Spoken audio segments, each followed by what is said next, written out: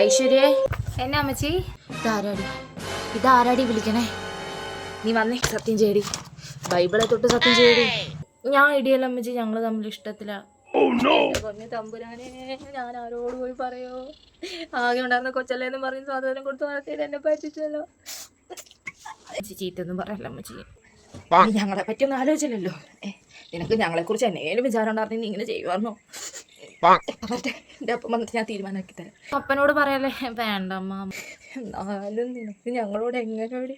ചെറുക്കൻ്റെ പേരനാടി ഇനീഷ്. ഹിന്ദു. എൻ്റെ പൊന്നോ, നിന്റെ മാമനോടൊക്കെ ഞാൻ എന്നാ പറയൂടി? എടി 10-23 കൊല്ലം ഞാൻ നിന്നെ നോക്കിയതല്ലേ എടി. നിനക്ക് ഞങ്ങളെ കുറിച്ച് എന്നേലും വിചാരം ഉണ്ടായിരുന്നു, നീ ഇങ്ങനെ കാണിക്കുവായിരുന്നു. കോപത്തിലാർന്നോടി അവൻ്റെ കൂടെ? നിനക്ക് പോയി അവൻ്റെ കൂടെ കല്യാണം കഴിച്ച് ജീവിക്കത്തില്ലായിരുന്നോ? എന്നാത്തിനാടേ എന്നെ ഇങ്ങനെ ഇട്ട് കൊല്ലാക്കൊല ചെയ്യണേ? നിന്റെ പെറ്റ പാപത്തിന് ഞാൻ എൻ്റെ ആക്കൾ അയക്കണടി. ഞാൻ നാട്ടുകാരുടെ മുമ്പിൽ എങ്ങനെ നോക്കൂടി? നിനക്ക് ഞാൻ വിളിക്കുമ്പോഴൊന്നും നിനക്ക് ഫോൺ എടുക്കാൻ നേരെയല്ല, നിന്റെ കൂട്ടുകാരുടെ ബിസി.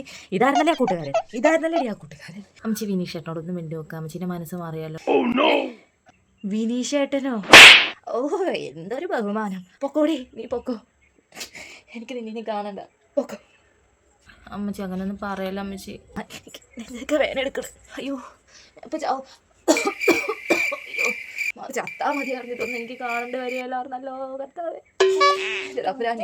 നിന്റെ അപ്പം വരുമ്പോൾ ഞാൻ തീരുമാനം ഉണ്ടാക്കി തരാം. എൻ്റെ അപ്പനിങ്ങ് വരട്ടെ, ശരിയാക്കി തരാം ഞാൻ. നീ ഓർത്ത എൻ്റെ വയറെഴുതി ഞാൻ പറയൂ. നീ കരി പിടിക്കാൻ